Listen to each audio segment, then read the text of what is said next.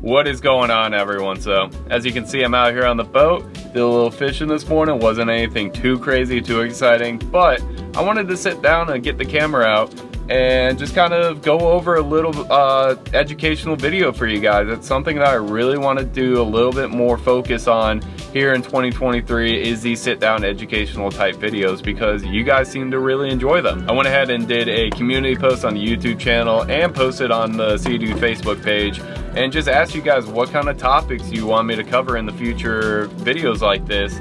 And I got a wide range of different ideas from you guys, stuff I'm going to cover in the future, but the one that I saw the most often and the one that you guys recommended the most was just general inshore fishing tips, specifically for around this time of year, this transitioning out of the wintertime patterns into the springtime patterns where the fish are really starting to move around and really starting to get active. You guys just kind of want a little heads up, like, hey, what's about to happen? Where should I be fishing?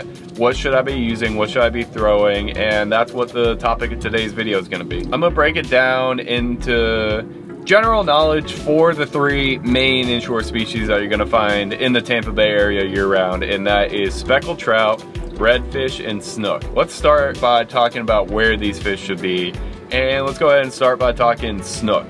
Snook are generally the most predictable on where they're going to be at specific times of the year. They are very cold sensitive fish. They like warm water, the warmest water they can find. So what they generally do is they push off of the grass flats, off the spoil islands, off the beach and everything, and push into creeks and residential canals. They look for areas that have darker water and dark bottom, because on these sunny days like we have today, those are the areas that warm up the fastest. If you have a way to check your water temperature like I do, out here on the grass flat right now, it is 66 degrees.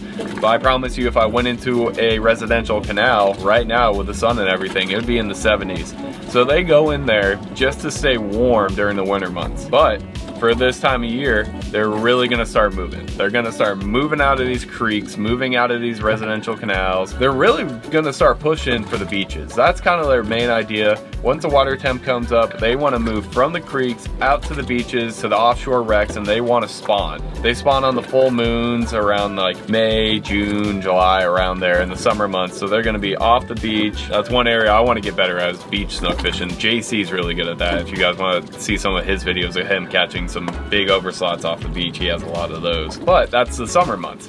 So what they're gonna start doing is they wanna move from the creeks to the beach, like I said. In between all that, you have the grass flats, you have the spoil islands, you have the mangrove shorelines, you have all these areas that they're going to station at for a couple months here. They've already started. Like, I've already seen a lot of snook out here on the mangrove shorelines, on these spoil islands. They're starting to move out. They're gonna be in areas that have bait, have structure. That's the main thing for snook. They're a very structure-oriented fish. So if you can find an area that has a good oyster bar, or oyster bars count as structure, good oyster bar, spoil island with mangroves, docks in the areas like outside of the creeks and just little deeper areas, they will be pushing out to there. Eventually, they'll find their way out to the beaches here in the summer months once the water temp hits something specific. I know a lot of these hardcore snook guys know like the specific water temperatures and the moon phases and everything of when they're really gonna be pushing out. So if you guys want to be helpful, and do a comment down below if you know anything more, that would be very helpful. I'd appreciate that. But I'm telling you, here in the next couple weeks, if I'm going out and I want to get a snook, I'm going to be aiming for these spoil islands and oyster bars at the higher part of the tide. Now, as far as bait, typically, if you can find white bait, right now it's a little bit tough. They're in deeper water. By docks and bridges and stuff, they're a little bit deeper. You can chum them up and throw a cast on or throw a sabiki, or they're offshore right now. If you can get some bait, you're gonna have a great day. You're gonna find snook if you can go to a mangrove shoreline or spoil island, throw some live chum, throw a live bait, either free line or under a popping cork, you're gonna find snook. You could also use shrimp. Typically you get a little bit smaller size snook on shrimp. I know I'm gonna get comments being like, I caught like a 38 on a shrimp, but typically you're gonna get a little bit smaller size snook on a shrimp. You can use live mullet, you can use live ladyfish if you're going for the bigger fish. Those all work very well. If you're using lures, in the morning time, you cannot be throwing a topwater just for your pure entertainment value. My general rule of thumb that I've heard in the past is, if you're out fishing and you feel like you need to put your sunglasses on, is about the time you should put the topwater away.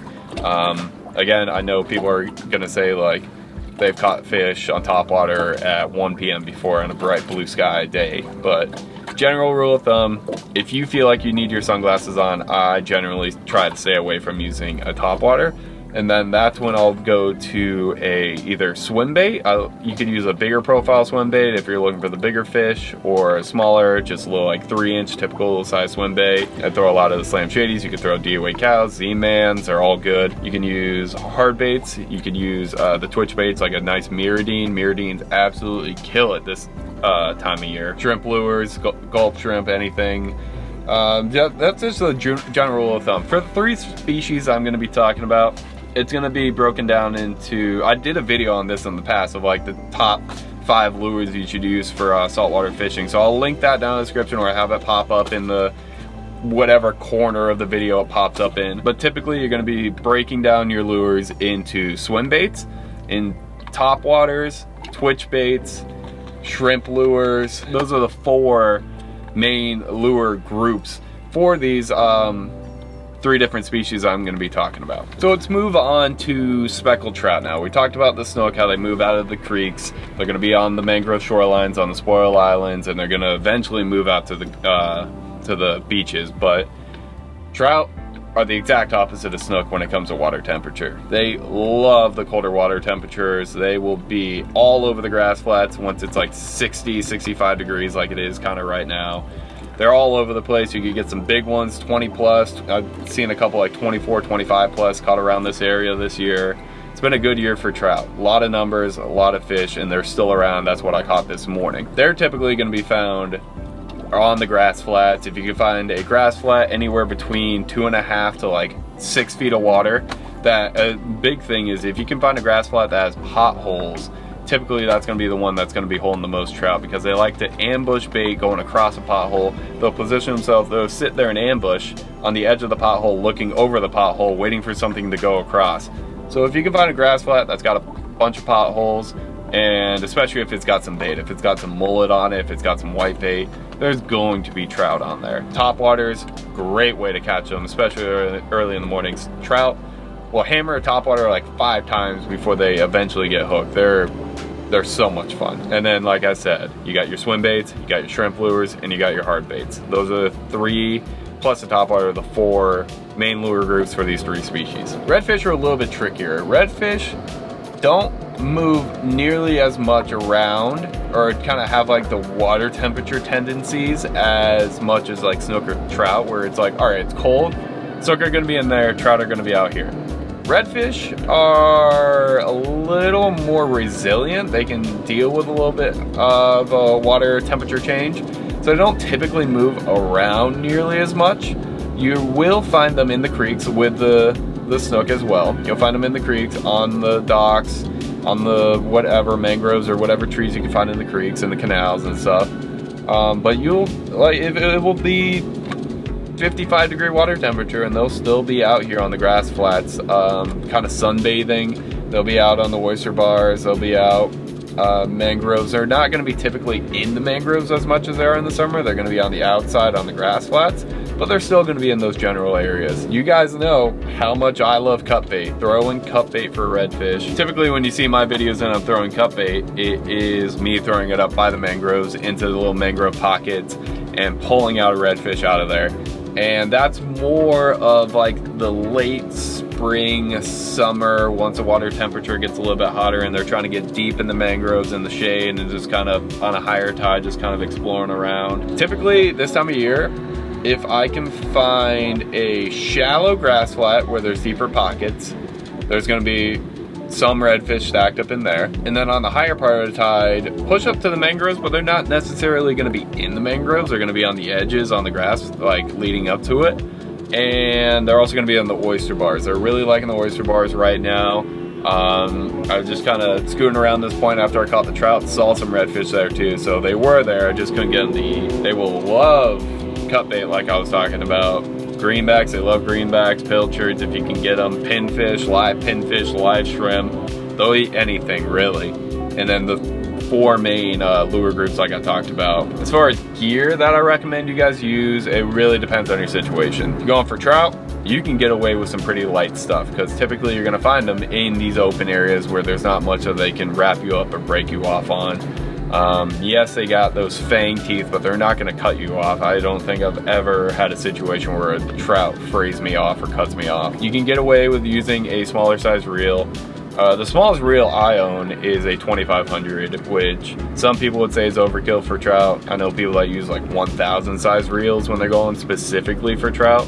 And that can be a lot of fun. But if you're just looking for like a good reel that for any of these 3 species, I recommend a 2500. I go with a 2500 and a 4K.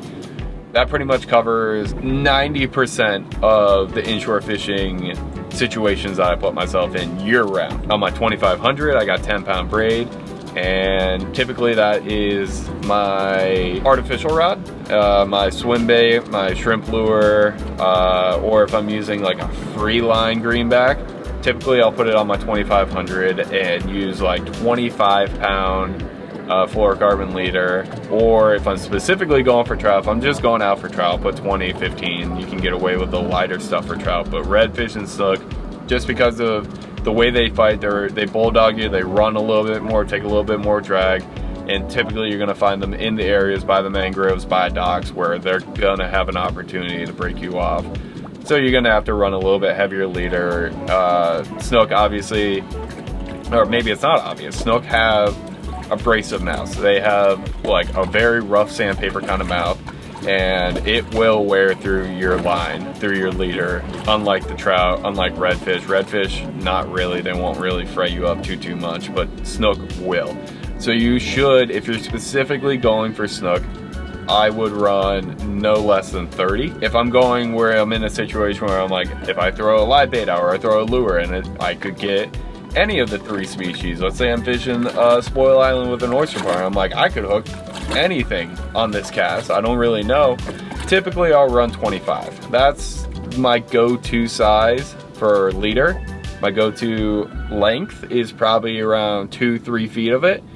And obviously that just depends on your water clarity. If the water is clearer, you're going to want to run a longer section of leader. If it's not as clear, you can get away with a little bit shorter leader. My go-to all-around setup, if I had to sit down and recommend you want to go out and get one setup, it would be, for all 3 species that you can catch year-round, it would be a 2500 size reel on a medium power rod. Different rods are a little bit heavier, a little bit stiffer than other rods, so maybe like a medium light, medium, but 10-pound braid on that 2500. I specifically run a Daiwa BGMQ right now, 2500. Love that reel, just got it in December, I think it was, so I've had it for a couple months now. Loving it so far, it's giving me no issues. I got that thing loaded down with 10-pound braid, white braid on there. I have it paired up with a Bull Bay Banshee 7.4 medium power rod. Great all-around rod, good for throwing lures, throwing live bait, different situations. It's just a good all-around setup. It's everyone needs like a go-to rod, and that is mine right now. I would not, I mean, I've done it. There's video evidence of me doing this, is putting that rod and that setup in situations that it is outgunned. Either fishing big cut baits or hooking big redfish, big snook by mangroves, or snook around docks. Put that into situations where it is pushed to its limits. So if you're going for these bigger fish, in these situations where you need a little more backbone, you need a little more drag to make sure it doesn't get you in there, then I recommend like a 4,000 or 5,000 size spinning reel. And I got the Daiwa Procyon behind me over there in the rod holder. I actually have a cut bait out this whole time, and it's not gotten bit, so a little bit slow day. But 4,000 size reel is what I run. 4,000 or 5,000 size reels is what I recommend. Maybe a medium to medium heavy rod, and that's going to be more your go-to live bait around heavy structure. So just a brief summary: snook, where they're going to be at. They're going to be, right now, colder temps. They're starting to move out of the creeks and residential canals. They're still going to be in there for a little bit. You can still find them in there, but they're really, the vast majority of the fish are going to start moving out, hitting these mangrove shorelines, hitting these spoil islands, oyster bars, as they move out to the beach for the summer to spawn. They also go out to like the shallow nearshore reefs and everything. The big breeders are like 40+ inchers, so be out there.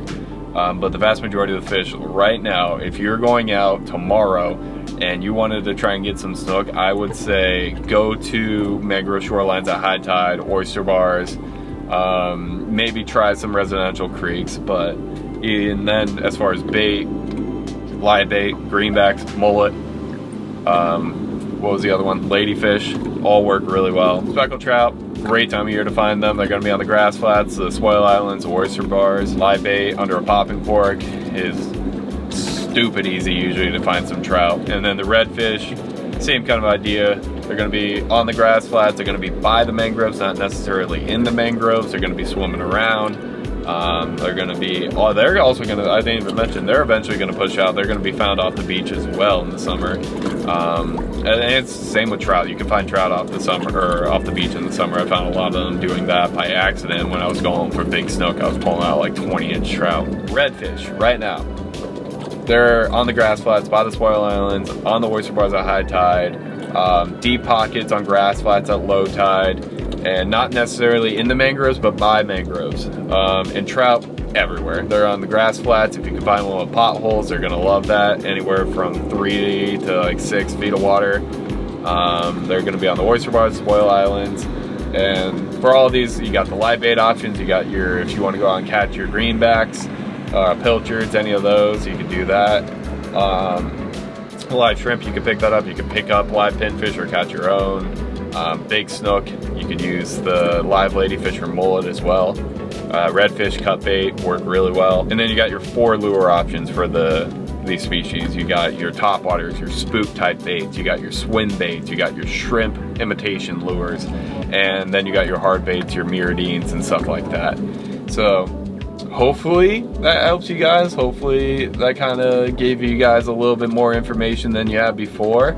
If you guys have any more questions on this topic, I'm gonna be answering those in the comments for as long as I can. Honestly, I'm gonna try and answer as many of these questions. Or if you guys have any tips you would like to give as well, possibly where these fish are stationed up, and like the snook guys, like I was talking about, if you guys know a little bit more of the water temperature of when they're really starting to move, then that'll be very helpful. If you guys have any other topics you guys want me to cover, you can leave that as a comment down below, and I'm gonna try to post these fairly regularly, maybe like once every like 2 weeks. So we'll see how it goes, but thank you guys for watching this video. I hope you guys enjoyed it, and I will see you next time.